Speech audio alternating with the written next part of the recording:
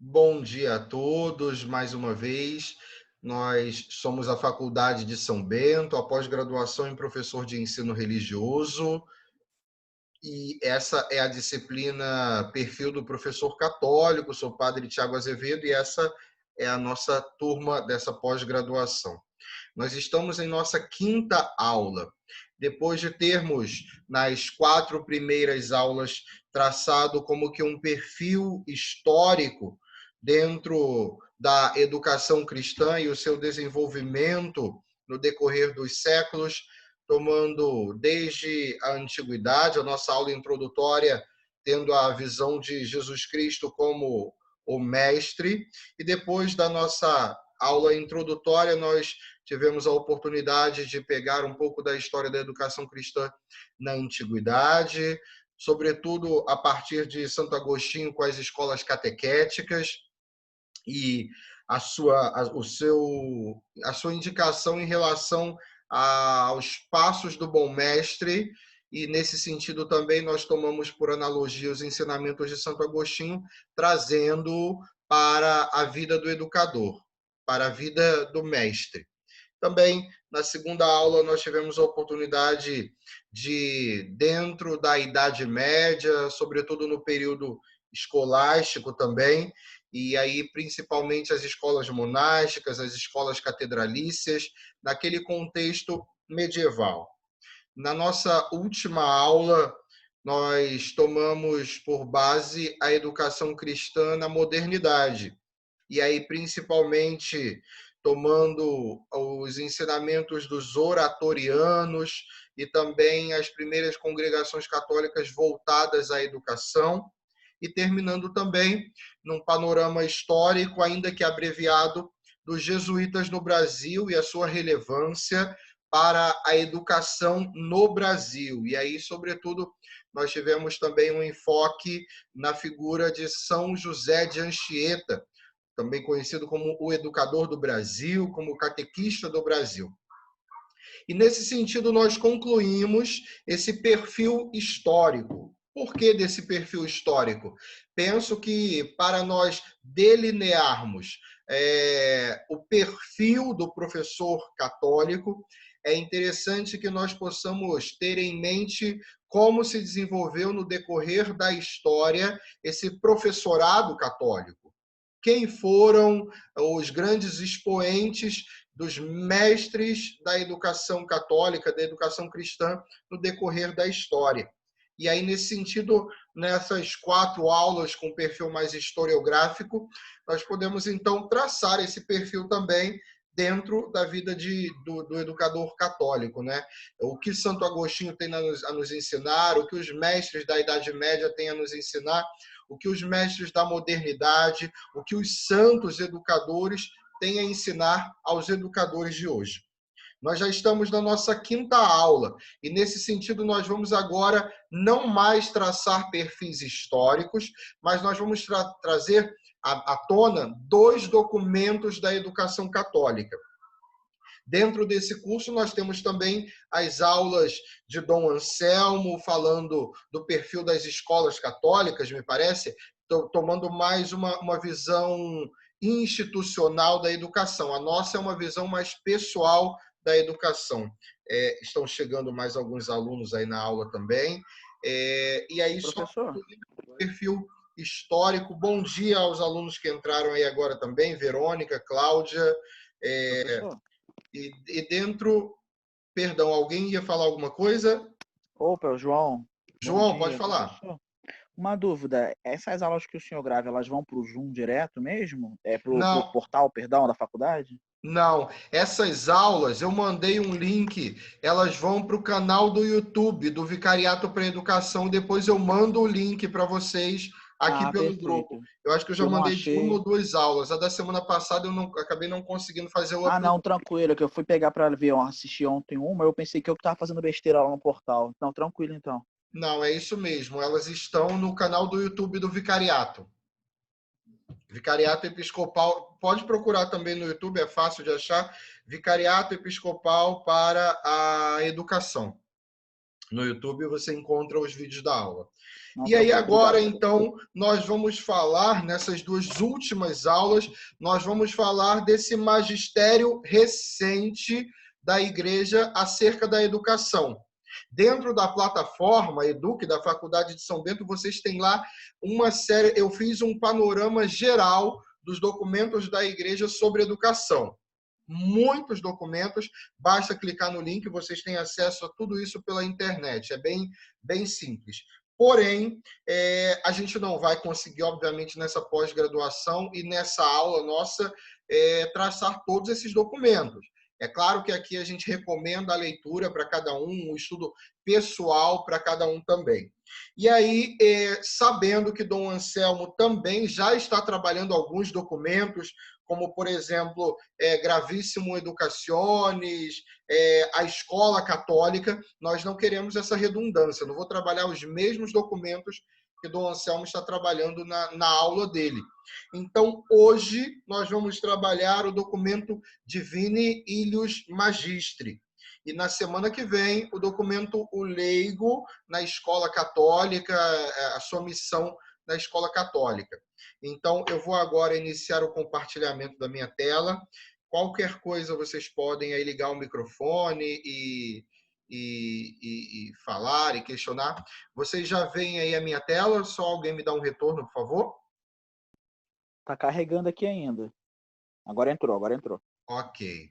Imagino que estão vendo aí essa tela inicial, Divini Illius Magistri, de Sua Santidade, o Papa Pio XI, aos patriarcas, primazes, arcebispos, bispos e outros ordinários, na paz e comunhão da Santa Sé Apostólica, e a todos os fiéis da Orbe Católico, acerca da educação cristã da juventude.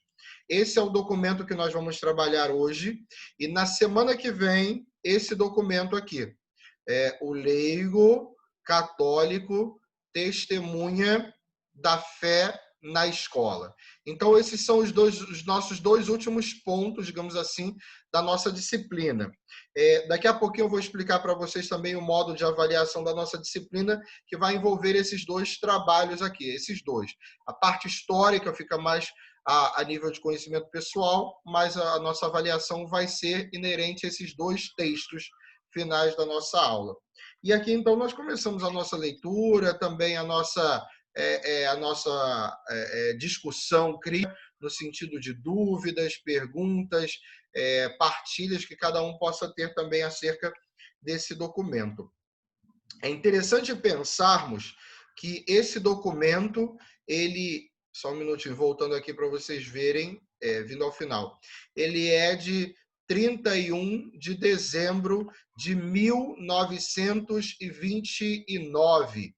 O Papa Pio XI. Digamos assim, num primeiro momento, é claro que houveram alguns textos, eu mostrei para vocês lá, mas esse, digamos assim, é o primeiro grande texto, o primeiro grande documento da igreja acerca da educação cristã. A igreja que, nesse contexto, começa a se preocupar profundamente com o modo como se dava a educação cristã da juventude, principalmente. E aqui a gente precisa entender, claro que a igreja já se preocupava com isso lá desde o século XVII, a gente viu isso com os oratorianos, com São Vicente de Paulo, com enfim, todos os santos educadores que a gente foi vendo lá, Cardeal Beroli, e a gente vai tratando dessa questão. Mas aqui, em 1929, a igreja vai se reclinar, e aí, sobretudo, na figura do Papa Pio XI, a igreja vai se voltar ainda mais para essa temática, a educação cristã da juventude. Só começando aqui, vocês sabem que os nomes dos documentos, enfim, se não sabem, passam a saber agora, os nomes dos documentos que a igreja lança, normalmente sempre tem o seu nome em latim.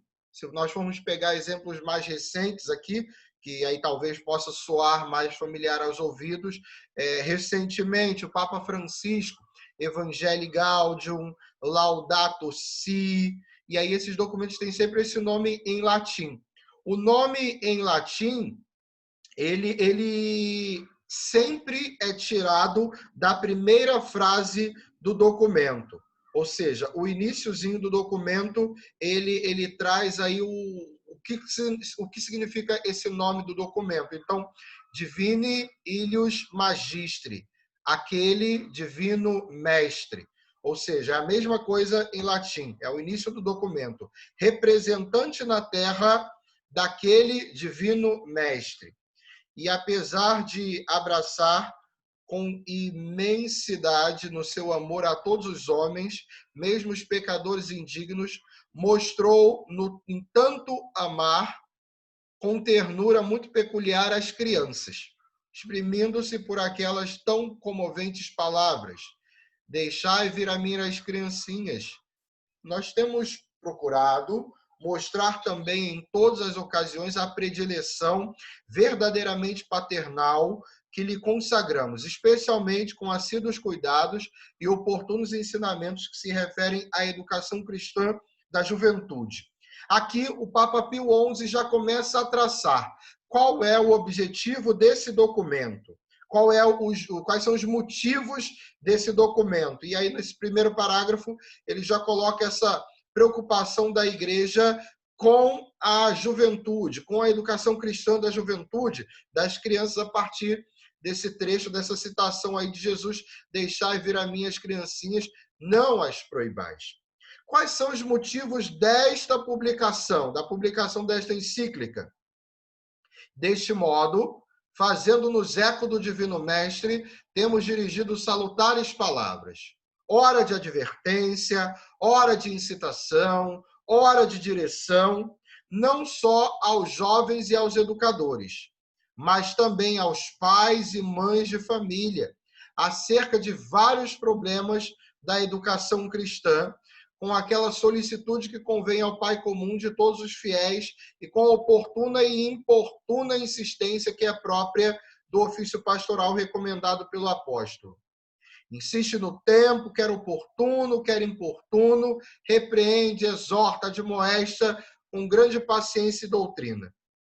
Reclamada pelos nossos tempos em que, infelizmente, se deplora uma tão grande falta de claros e sãos princípios até acerca dos mais fundamentais problemas.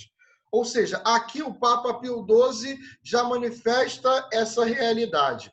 Nós estamos vivendo nesse contexto aí do iniciozinho do século XX, e aí grandes problemas, grandes situações começam a pipocar.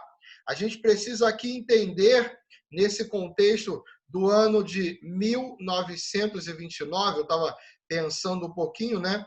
A gente está naquele contexto do entreguerra, ou seja, já tivemos a Primeira Guerra Mundial e a gente está naquele contexto em que Nossa Senhora, lá em 1917, já havia aparecido aos pastorinhos de Fátima.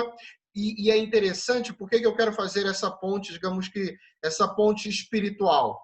Nossa Senhora, quando aparece, deixa eu só parar aqui um pouquinho o compartilhamento da tela, e aí quem quiser, claro, pode falar, pode partilhar aqui também. Uma das coisas que Nossa Senhora vai falar em Fátima é sobre a perversão das crianças. Vejam que eu gosto muito daquela parte quando Nossa Senhora, conversando com os pastorinhos, e eles perguntam sobre uma amiga sua. Enfim, eu aqui não vou me recordar o nome da amiga, né? Se eu não me engano é Lúcia ou Jacinta, que pergunta por uma amiga sua que tinha morrido, uma criança, uma adolescente. Enfim, pergunta sobre ela, se ela estava no céu e tal. E Nossa Senhora responde a Lúcia, a Jacinta, a Francisco, que ela está no purgatório e vai ficar lá até o fim dos tempos.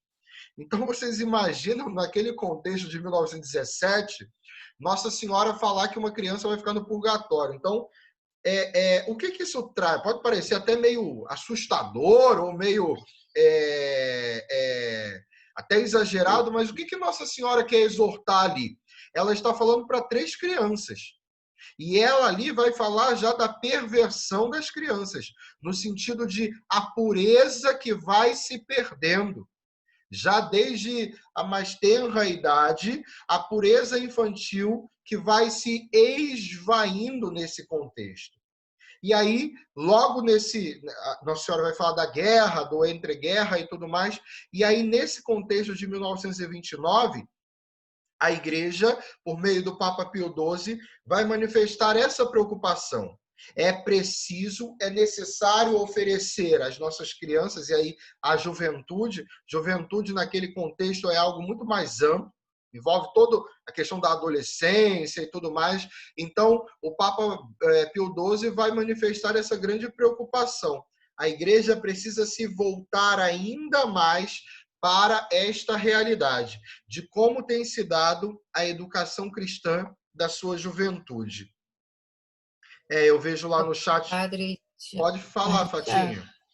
E assim, a gente vê o quanto que isso é importante realmente, né, de se trabalhar desde de pequeno, porque ainda, né, tendo já essa base, eu digo por mim, eu sempre, né, participei da igreja, minha família é ativa, né, católica, né, de IBGE, como o pessoal costuma falar, mas é muito participativa. Eu já tinha, né, uma experiência de atividades na igreja e tudo. Inclusive, essa semana teve até um trecho, né, que é de Isaías, que fala, né, que mexeu muito comigo nessa época. Quando eu entrei na faculdade, eu tive uma crise de fé muito forte, né? E de duvidar se Deus existia, se Deus não existia. E aí tem um trecho, né, de Isaías, que foi até na missa essa semana, que fala, né, em vão eu gastei as minhas forças, assim, né? Então, isso mexia muito comigo. Eu falei assim, tantos anos dentro da igreja, isso tudo foi em vão, né? Porque eu não, né, Deus não existe e tal. E esse conflito, mas assim, uma das coisas, né? E até falando também da experiência de Nossa Senhora de Fátima, que meu bisavô viu o Milagre do Sol em Portugal. E, Que bacana, e eu hein? aprendi. Oi? Que legal isso. É, eu não cheguei a conhecer meu bisavô, meu irmão conheceu, mas eu não cheguei a conhecer. Mas também meu irmão não lembra que ele era muito bebezinho. Mas assim, meu avô é que contava, né? E assim, eu aprendi a rezar o terço com a minha bisa, né? Enfim, assim, essa experiência, né, da igreja e tal. E eu, quando tive essa crise de fé, eu duvidava da existência de Deus, mas eu não conseguia desconstruir a imagem, assim, né? Essa ligação com Nossa Senhora e com os anjos. Eu falei, mas que coisa assim, né? É incoerente, porque se Deus não existe, então os anjos também não existem, também Nossa Senhora não tem nada a ver, foi uma mulher que existiu. Então, assim, eu ficava nesse conflito comigo, porque embora eu estivesse duvidando da existência de Deus, eu não conseguia desconstruir essa ligação com Nossa Senhora. E o quanto que isso foi importante na minha trajetória. Que eu lembro que eu vinha da faculdade no metrô, eu vinha rezando o terço, mas assim, eu duvidava daquilo que eu estava fazendo. Eu não rezava o credo. Não rezava o credo porque eu não conseguia rezar. Crer em Deus Pai Todo-Poderoso, eu não estava acreditando naquilo dali, então eu não rezava. Mas eu rezava as Ave Marias, assim, né? E assim, ao mesmo tempo, aquele conflito em mim. E a pastoral universitária também nessa época foi muito importante, porque foi assim uma presença da igreja dentro daquele ambiente muito hostil. E, e assim, enfim, né? Mas assim, a importância dessas experiências que ficaram na minha trajetória. Não fosse isso, eu com certeza teria abandonado. Teria abandonado porque, assim, foi um período muito complicado. E aí eu fiz como é que, não é trajeto, mas assim, um processo contrário do que muitos acabam fazendo, porque nessas crises, né, a pessoa abandona de vez e pronto, segue, né, a vida e tal. E eu fiz um processo contrário, eu comecei a buscar as razões que justificassem a minha fé. né? E aí Santo Agostinho, meu lindão, tá aqui, ele aqui, deixa eu pegar ele, porque ele teve um papel muito importante nesse período.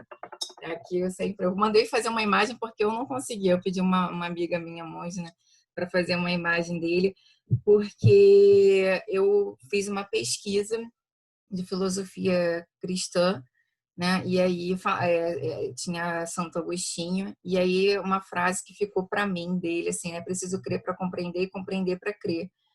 E, e aí aquilo dali não saía da minha cabeça, né? Eu não conseguia desenvolver mais nada, porque aí eu fui entender, né? Assim, que a fé e a razão precisam caminhar juntas, né? E então, assim, mas falando, né? Voltando, assim, que eu falei pra caramba, desculpa, mas assim essa importância, né? De se trabalhar desde de pequeno, porque quando vem esses momentos, assim, né? Na dúvida, na fé, momentos muito difíceis, né, que a gente passa, que realmente, assim, se a gente for buscar compreender tudo na razão, a gente não vai dar conta, né? Então, assim, querendo ou não, a gente acaba fazendo essas memórias e são coisas assim que estão tão intrínsecas na gente que é isso que eu estou falando. Eu duvidava da existência de Deus, mas eu não conseguia desconstruir essa minha ligação com Nossa Senhora e com os anjos, né?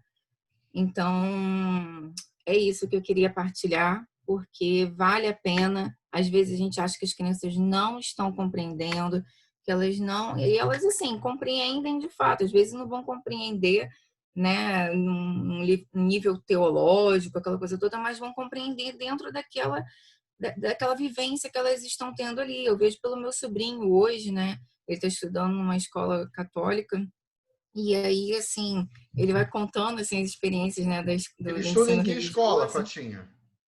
Ele está estudando no Jesus Eucarístico. Uhum. Irajá, eu Que a sei. gente, que a gente mora em Vista Alegre, né? Aí Irajá é pertinho, assim, né? Então, e ele vai contando essas experiências, eu falo assim, nossa, que bacana isso, né? Porque eu não estudei em escola católica.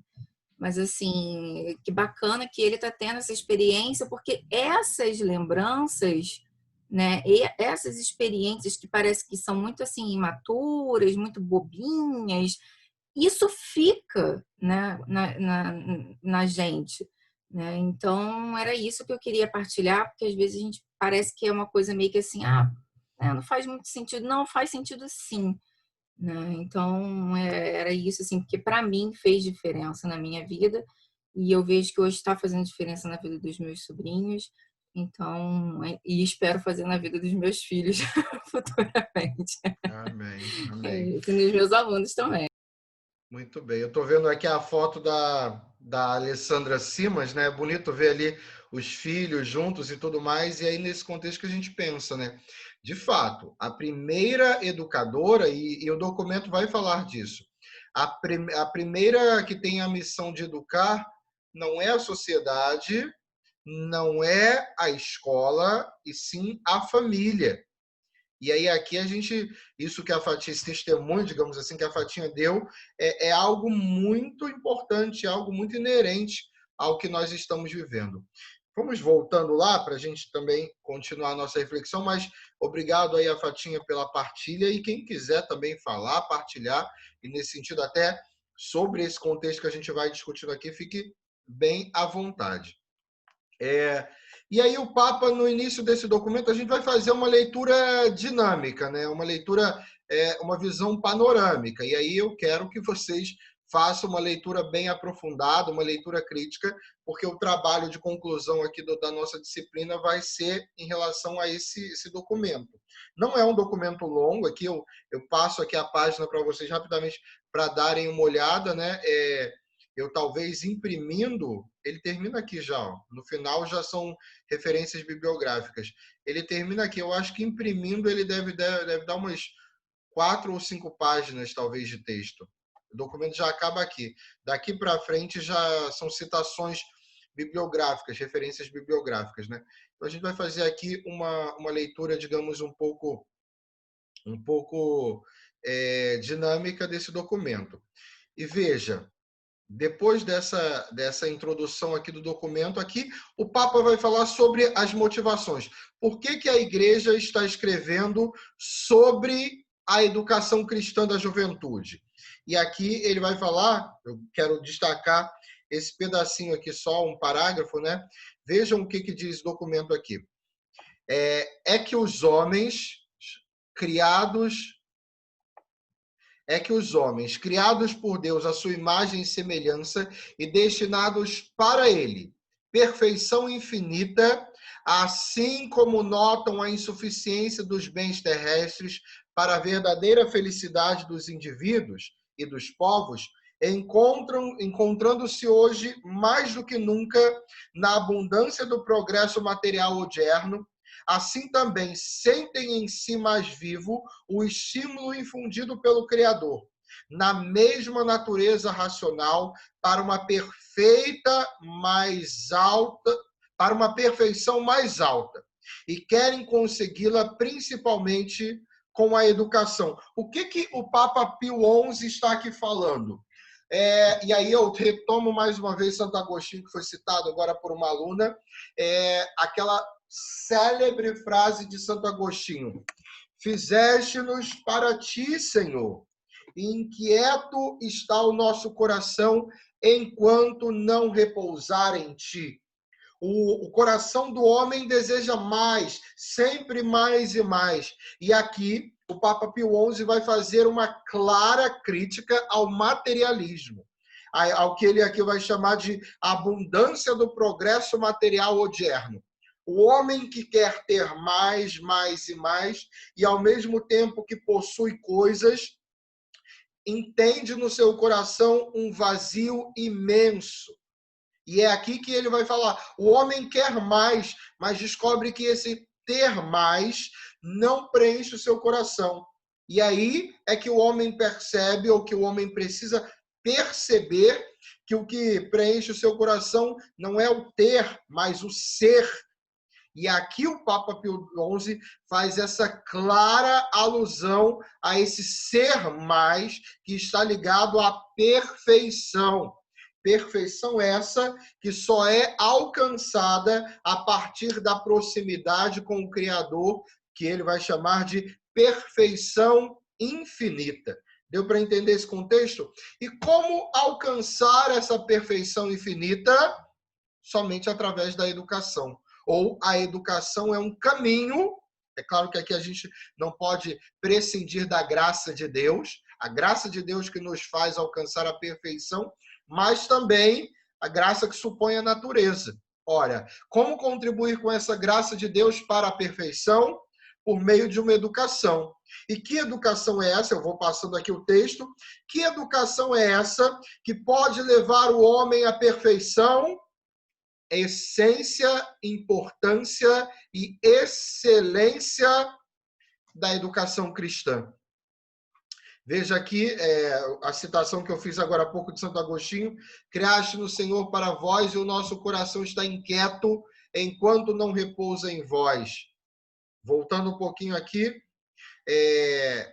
em meio a toda essa questão das coisas terrenas e temporais, em vez, dirigem o alvo para Deus. Primeiro princípio e fim último de todo o universo. Desta maneira, será a sua agitação contínua e incessante, enquanto não voltarem os olhos aos esforços para a única meta da perfeição, Deus. E aí, a citação de Santo Agostinho. O que nós podemos entender e aqui fazer organizando as ideias, né? O Papa Pio XI, no início da Divinilius Magistri, ele faz uma clara crítica ao materialismo. E segundo, e aqui fica aí uma exortação a um estudo, né? Qual é o grande perigo da educação materialista, né? Isso aqui o professor Felipe Neri fala muito sobre isso, o professor Guilherme Freire também. Para quem tiver curiosidades, procurar lá no YouTube o simpósio de educação católica que nós tivemos nesse ano e no ano passado também, com esses dois grandes expoentes dos estudos da educação, né? O professor Felipe Neri, do Instituto Sofia Perennis, e o professor Guilherme Freire também, a crítica que eles fazem a essa educação materialista. Porque se a educação serve somente para beneficiar o indivíduo ao materialismo, ou seja, a ser bem-sucedido na sua profissão, a ser bem resolvido na sua vida financeira, a educação é muito pouca. É pouquíssima coisa. Se o princípio da educação é só esse, a educação está esvaziada. E aí a gente entende. Qual é o princípio, o fim último da educação? É conduzir o homem à perfeição. Não somente ao ter, ao possuir, ao materialismo, mas conduzir o homem à perfeição. Que perfeição é essa? A união com Deus. A se tornar um homem perfeito e completo com Deus. E é aqui que o Papa Pio XI vai exortar a excelência e a importância da educação cristã. Que educação é essa que pode conduzir o homem à perfeição? A educação cristã. E aqui eu continuo.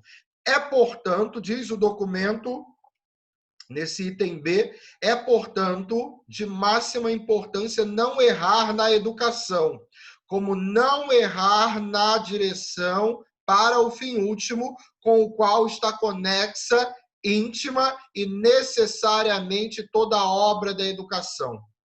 Na verdade, consistindo a educação essencialmente na formação do homem, como ele deve ser e portar-se nesta vida terrena, em ordem a alcançar o fim sublime para que foi criado, é claro, assim como não se pode dar verdadeira educação sem que esta seja ordenada para o fim último.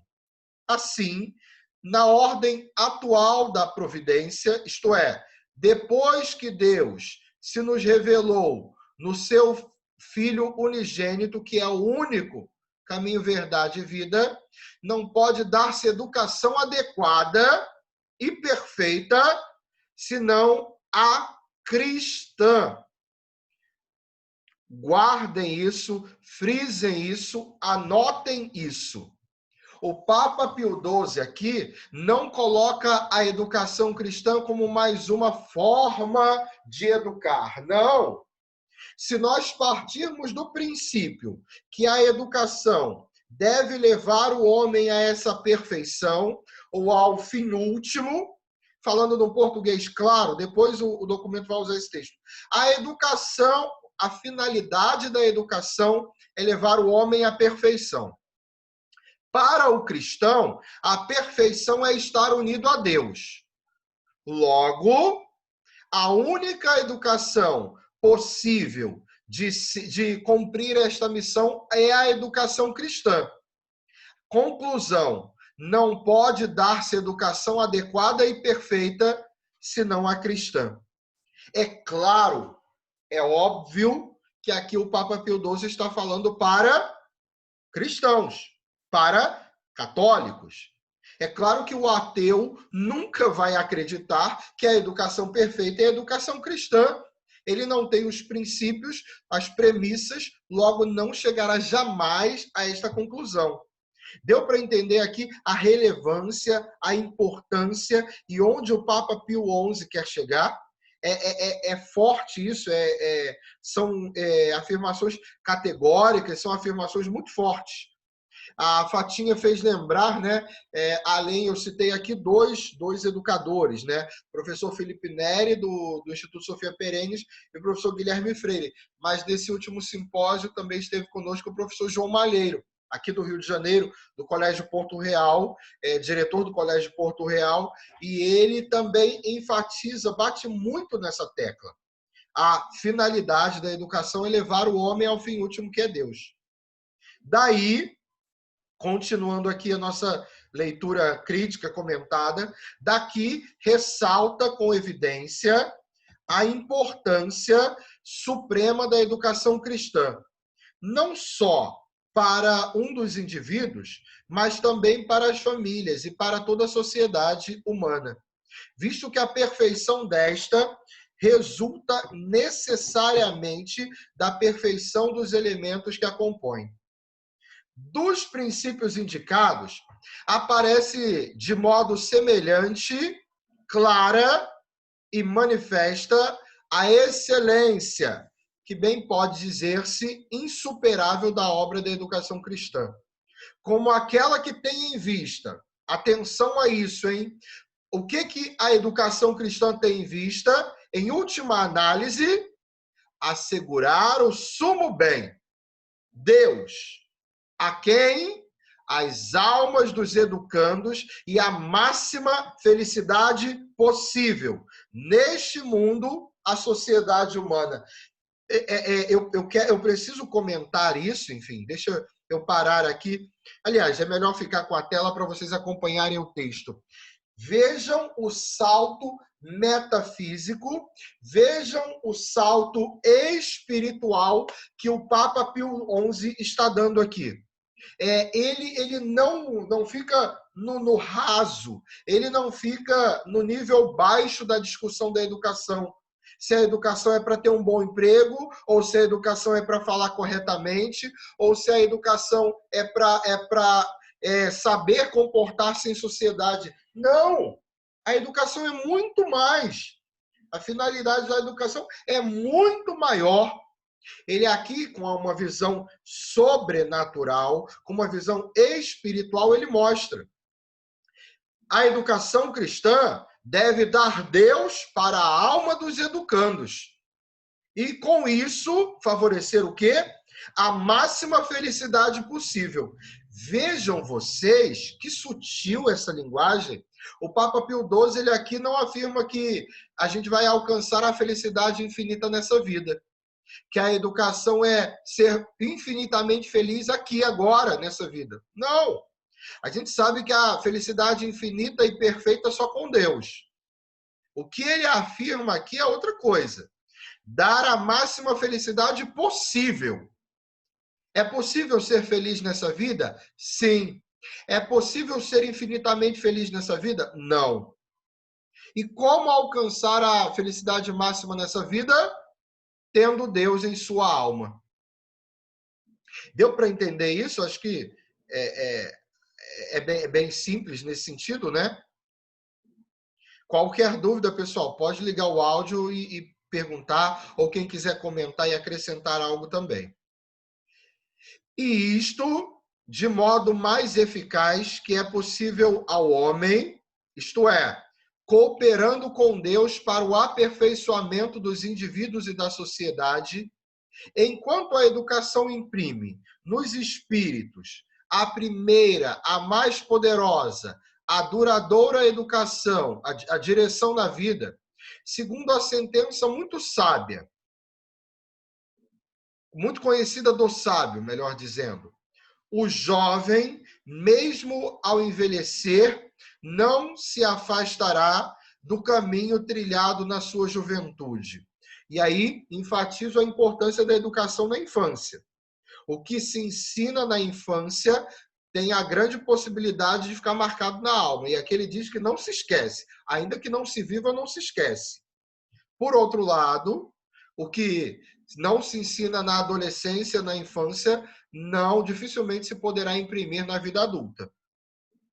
Por isso, com razão, São João Crisóstomo afirma que há mais sublime do que governar os espíritos e formar os costumes dos jovens. São João Crisóstomo, veja que belo isso. Aqui a gente está vendo aqui, mas eu vou avançar um pouquinho aqui no texto, tá bem? Pergunta principal dessa segunda parte do documento. A quem pertence a educação cristã? Ou seja, de quem é a missão de educar? Quem é que tem que educar? E aqui, atenção, eu vou sublinhar aqui para vocês verem. São três as sociedades necessárias para a educação. 2 sociedades de ordem natural, que são a família e a sociedade civil, e a terceira, a igreja, que é de uma ordem sobrenatural. Anotem isso, sublinhem, enfatizem. Quem tem a missão de educar? Em primeiro lugar, família. a família é a primeira responsável pela educação. Depois, a sociedade. A sociedade aqui está incluindo quem, meu povo? Escola. As escolas estão dentro desse contexto da sociedade civil organizada, as instituições de educação. Então, ou seja, quando se fala, soe mal aos ouvidos de vocês isso, quando se fala que a primeira responsável pela educação é o Estado, estranhem isso. Isso não é correto. O primeiro responsável pela educação não é o Estado. Essa é uma ideia profundamente marcada. Gramsci falava disso. Marcada aí pelo materialismo, pelo socialismo, pelo comunismo. Quando querem usurpar dos pais e da família a missão de educar antes dos pais a sociedade, isso precisa soar mal aos nossos ouvidos. Não é verdadeiro, não é correto, não é o que a igreja diz. Tá bem? Guardem isso. Eu vou tentando acompanhar aqui a discussão de vocês. A Érica foi colocando exatamente isso. A família precede o Estado na missão de educar. Perfeito, Érica. E aí sim, em terceiro, e aqui vejam que não é uma ordem de importância, é uma ordem natural e sobrenatural. Na ordem sobrenatural, de quem é a missão de educar? Da igreja. Então, aqui, continuando o texto. Primeiramente, a família, instituída imediatamente por Deus para o seu fim próprio, que é a procriação e a educação da prole. Ou seja, vejam vocês que a família é a primeira responsável pela educação. Mas a família foi instituída por quem? Por Deus. Para quê? Para procriar e para educar. Ou seja, crescei e multiplicai-vos, aquela ordem primeira lá do Gênesis, a qual, por isso, e aí a família tem a prioridade de natureza e, portanto, uma prioridade de direitos relativamente à sociedade civil. E aqui aquela grande questão do homeschooling, né? Que muita gente é contra, muita gente é a favor e tudo mais. O homeschooling está baseado nisso, gente. Se a família é a primeira a educar, ela tem o direito de assumir para si a educação. Aí, é claro, se pode discutir outras vertentes e outros desdobramentos dessa discussão. Será que a família tem condições de educar? Será que, de fato, os pais vão ter tempo? Aí é uma outra discussão. Mas agora, se é um direito ou não, a igreja defende isso também.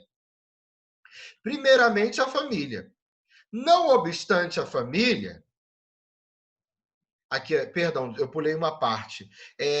A família tem essa prioridade de educação e, portanto, uma prioridade de direitos relativamente à sociedade civil. Ou seja, a família tem mais direito de educar do que a sociedade, do que o Estado. Não obstante, a família é uma sociedade imperfeita, porque não possui em si todos os meios para o próprio aperfeiçoamento, ao passo que a sociedade civil é uma sociedade perfeita, tendo em si todos os meios para o fim, que é o bem comum temporal.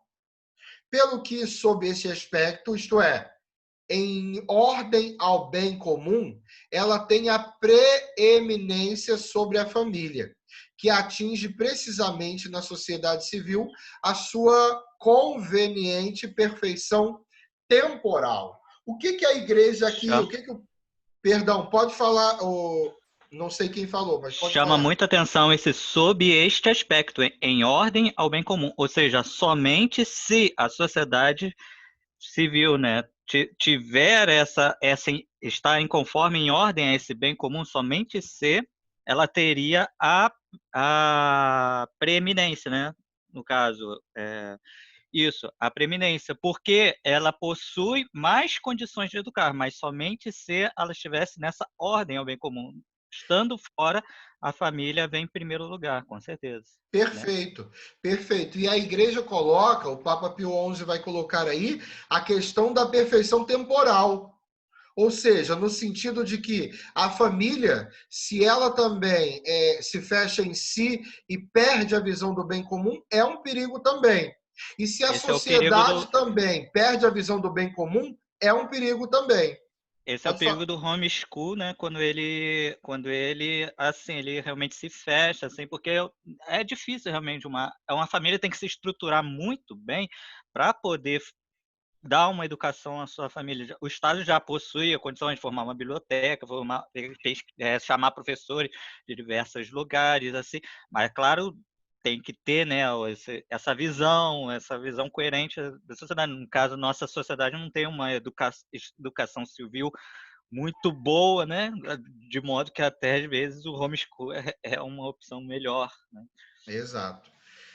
E aí só a gente vai voltar ainda nessa temática do homeschooling, porque ali na frente a gente vai voltar a falar da família. Só para a gente continuar aqui, mas obrigado, Heitor, pela sua colocação muito boa.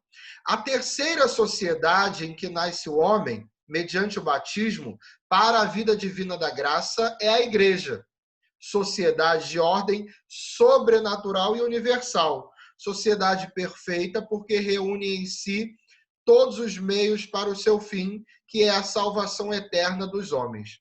E, portanto, suprema na sua ordem. Ou seja, se coloca aqui a igreja como uma sociedade também. Não só família, não só sociedade civil, mas sociedade espiritual e sociedade sobrenatural, que é a igreja. Por consequência, a educação que considera todo homem individual e socialmente, na ordem da natureza e da graça, pertence a essas três sociedades necessárias, em proporção diversa e correspondente, segundo a atual ordem da providência estabelecida por Deus, a coordenação nos seus respectivos fins. Eu vou aqui fazer uma leitura mais passada, até porque hoje a gente vai terminar mais cedo, tá bem? A gente não vai fazer um intervalo e a gente vai direto até 12:30, tá bem?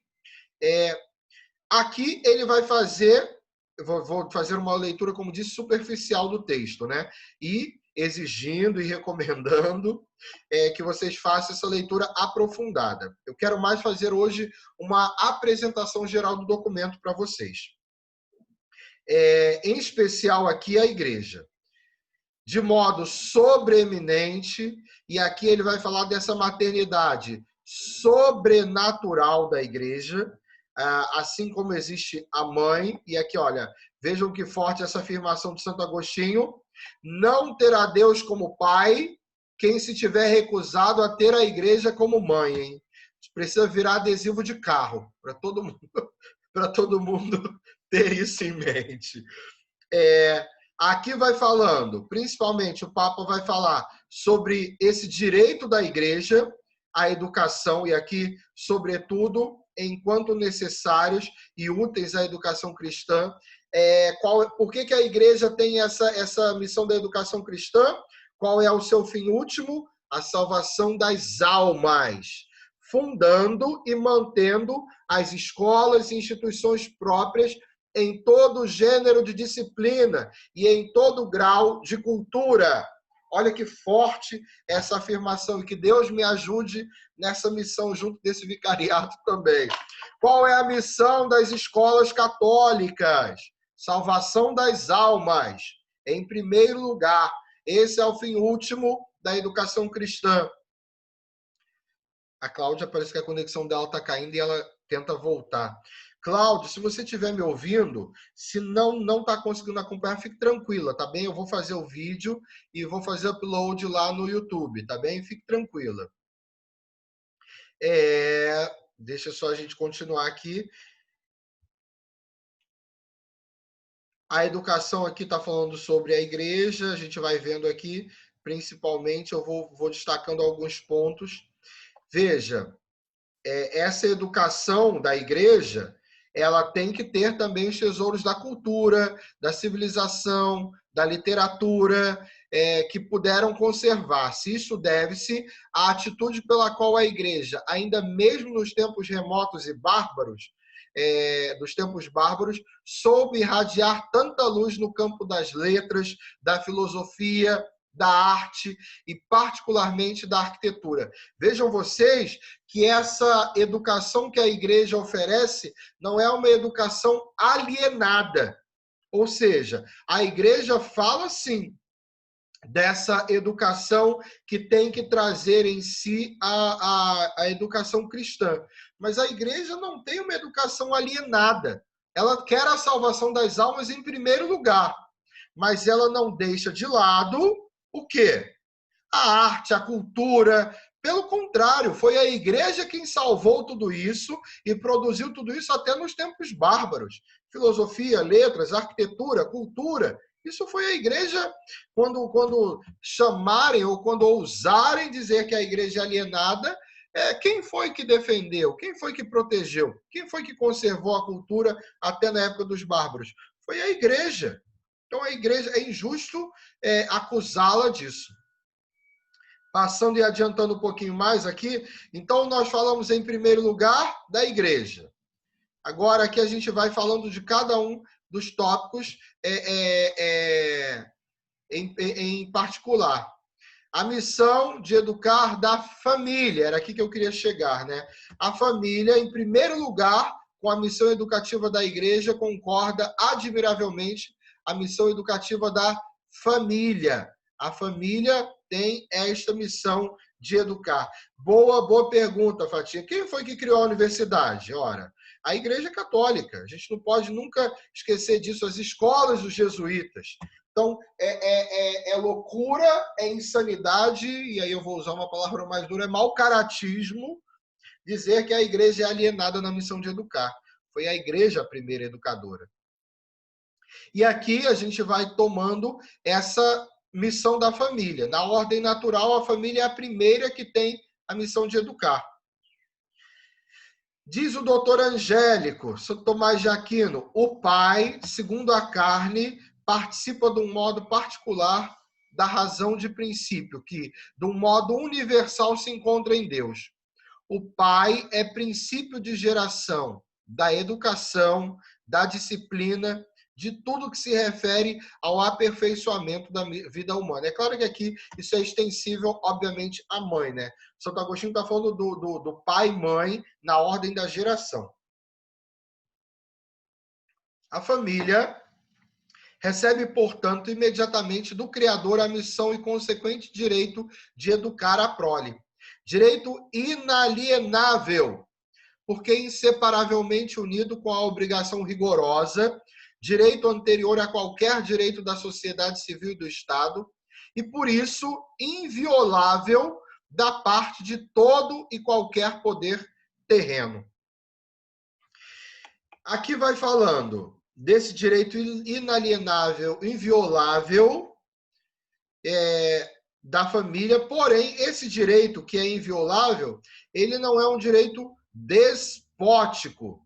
E aqui a gente toma um pouco aquilo que alguém comentou aqui agora há pouco, só me fugiu o nome da pessoa. O Heitor comentava. A família tem o direito de educar? Sim, mas só ela tem o direito de educar? E aqui vai falar sobre isso. E se ela não tem condições de educar? Como é que fica isso? Aqui o texto do Papa Pio XI vai levar a essa reflexão. Papa Pio XI vai falar também sublinha essa frase que seria, portanto, contra a justiça natural subtrair a criança antes do uso da razão ao cuidado dos pais ou, de algum modo, dispor dela contra... Ah, não, perdão. Confundi. Perdão. Não, pode falar. Acho que eu fui mudando a tela e você ficou perdido. É aqui, sim, isso? Sim. Não, deixa, desculpa, perdão, me confundi. É importante... nas citações. Ok, tudo bem. Pode falar. Não, isso que foi o Heitor, né, agora que ressaltou essa parte de submeter... como é que é? Agora eu não lembro que está aí para cima. De não ser justo submeter a criança, subtrair a criança do cuidado dos pais antes do uso da razão, acho que era isso. Então, é justamente o que o Estado tenta fazer ao redor do mundo o tempo todo, com cada vez assim a idade sendo mais e mais tenra para a criança ter um ensino obrigatório, né? Provido pelo Estado e muitas das vezes integral. Então, assim, por mais que o pai e a mãe eles tenham que trabalhar, que é uma realidade para muitas famílias hoje, né? Ambos os pais trabalhando, ou então, Sim, infelizmente, claro. no caso de uma mãe ou de um pai solteiro, né? O que acontece é que a criança ela só vai ter o contato com a família aos finais de semana, porque a realidade é que uma criança pequena ela acorda cedo, vai para a escola, se ela fica lá no horário integral, ela dorme cedo, ela chega cansada já, come, dorme, e ela não tem aquele momento de interação familiar, até para ter um momento de educação proveniente dos pais. Então, isso tudo é muito bem pensado, porque a minha mãe, meus tios, né, eles nasceram na década de 50, 60, então eles contam que a criança ela só ia para a escola aos 7 anos de idade. Então, é justamente a idade, né, da razão que a igreja diz, e quando muito se fala sobre a criança já estar com seu caráter, né, formado, já ter sido, digamos assim, de uma forma mais basilar, educada. Então, quando essas crianças iam para a escola, elas já tinham todos os seus valores, né, imbuídos pelos próprios pais, já tinham tido uma vida familiar muito forte, 7 anos, né? As famílias também eram numerosas, né? Não era às vezes um filho único. Então, assim, por mais que os pais não tivessem o tempo todo ali, as crianças interagiam entre si, uma fortalecia na outra aqueles valores, né, dados pelos pais. Então, era um cenário totalmente diferente. Hoje em dia, as crianças são surrupiadas, né, dos pais, obrigatoriamente aos 4 anos de idade, né? E muitas das Quando vezes não por período antes, né? integral. Que ainda tem as creches Não é. antes. Sim, que as creches eles não são obrigados ainda, né? Porque muitos pais eles se sentem coagidos, porque eles falam, não, tá na lei, eu tenho que colocar meu filho com 4 anos, por mais que não queiram nem ter necessidade, né? Às vezes você tem uma mãe que poderia ficar em casa com seus filhos, né? Por meio período, ou pelo dia todo, porque às vezes a mãe é dona de casa, ela trabalha em casa, mas eles fazem isso de uma forma que os pais eles não conseguem, para quem está em sala de aula hoje em dia e trabalha com criança ou até com adolescente, né? Eu trabalho com várias faixas etárias, você é professora de língua estrangeira, eu percebo que os pais não conseguem mais transmitir os seus valores para os seus filhos. É muito difícil. E eles não veem os seus filhos. E desde as crianças pequenas do infantil, elas choram de saudade dos pais ao longo da semana, porque elas dizem que só vê o pai e a mãe no sábado e no domingo. Então, assim, o que o pai passa para a criança? O que a mãe consegue passar para a criança? E muitas das vezes o pai e a mãe está cansado, entendeu? Bota a criança no tablet e a escola, ela acaba usurpando totalmente essa função, né? Essa missão que seria dos pais. E muitos pais acham que isso é o que está certo. Eu fiz o melhor para o meu filho. 4 anos de idade, eu coloquei ele dentro da escola, ele vai sair com 17. Quando chegar na faculdade, ele vai ser, como a Fatinha bem lembrou, ele vai sofrer. Se ele tiver sido criado, né, de alguma forma na fé, ele vai sofrer um choque, né? Vai ter uma crise.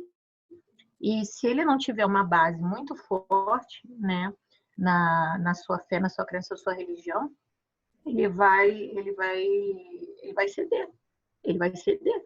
O que acontece com muitos jovens e os pais não entendem o que está acontecendo, né? É muito triste essa realidade. Eu vejo, eu não trabalho em escola católica, então assim, eu me sinto às vezes um pouco de mãos atadas no que eu posso falar ou não dentro de sala de aula, mas é muito triste, né? Não, Érica, Os jovens.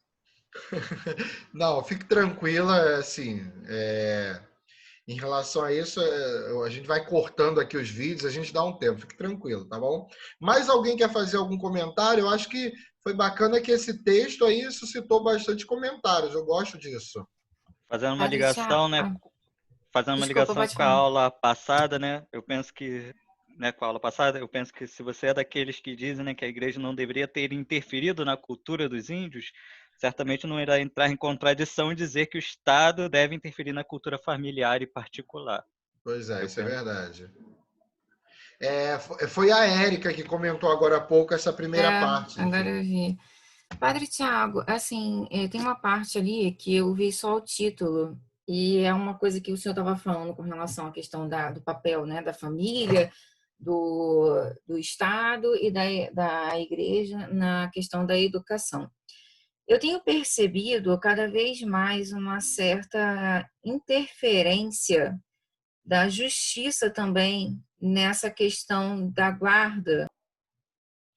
Então, voltando lá ao compartilhamento da tela, ao documento, a encíclica Divini Illis Magistri, o documento vai falar sobre esses aspectos da educação, principalmente quem tem essa missão de educar. Então, aqui a família, o documento vai falar sobre esse direito da família a educar, que é anterior ao Estado, que é um direito inalienável, porém não é despótico. Essa jurisprudência civil que já existe, e a igreja defende, a igreja tutela essa primazia da igreja em educar, da família em educar. Depois vem o Estado com essa missão de educar. Educar em que sentido? Para o bem comum, educar no sentido de proteger e promover, são as duas funções do Estado na educação também. E aí também, qual educação pode reservar-se ao Estado, né? E aí, principalmente aqui, a gente tem que lembrar essa questão. Uma educação ideológica, uma educação deturpada, não é a que o Estado deve promover. E essas relações entre a Igreja e o Estado, inerentes à educação também, a necessidade e as vantagens do acordo com a Igreja que em todos os estados, sempre a igreja exige esse direito de educar. No acordo Brasil-Santa Sé, que foi firmado há alguns anos atrás entre o Brasil e a Santa Sé, entre o Vaticano, a igreja sempre exige isso. Em todo estado onde a igreja tem relação, a igreja quer ter o direito de educar, de abrir escolas católicas para educar também. Depois aqui, esse sujeito da educação, né? O homem decaído, porém remido, essa visão espiritual da igreja, esse naturalismo pedagógico, os danos disso, a falsidade, os danos disso. Isso aqui é muito interessante aí, quem estudou pedagogia, enfim, essa questão do naturalismo, muito interessante. A questão da educação sexual, ou seja, nessa época em que tanto se fala sobre ideologia de gênero, a igreja tem essa preocupação com a educação sexual, mas não essa deturpação que é hoje a ideologia de gênero, né? Enfim, é coeducação. E aqui o ambiente da educação, a família cristã, a igreja e as suas obras educativas, a escola. Que escolas? A escola neutra, que é laica, a escola mista e a escola católica, né? Aqui a gente pode incluir um pouquinho também a questão do ensino religioso confessional, que para nós é lei, aqui no Estado, né? É uma escola laica, porém, uma escola que tem um ensino religioso confessional também. A ação católica em favor da escola, os bons mestres, o mundo e seus perigos, e aqui sim, o fim e a forma da educação cristã. Leiam isso aqui, é muito belo esse final do documento, onde ele vai fazendo esse apanhado geral aqui. Formar quem? O verdadeiro cristão. Essa é a missão da educação. Cidadão nobre, útil. E aqui também a gente falou disso na nossa primeira aula, né? Jesus, mestre e modelo de educação. A gente começou o nosso curso falando disso aqui. E aqui o documento conclui. Então, meus queridos alunos, só concluindo. Então, meus queridos alunos, voltando aqui para concluir. Então, hoje fica para vocês a leitura do documento Divini Illis Magistri, que a gente aqui pôde debater um pouco, partilhar um pouco, tá bem? Deixa eu só concluir aqui a nossa gravação para falar agora sim da forma de avaliação do nosso curso.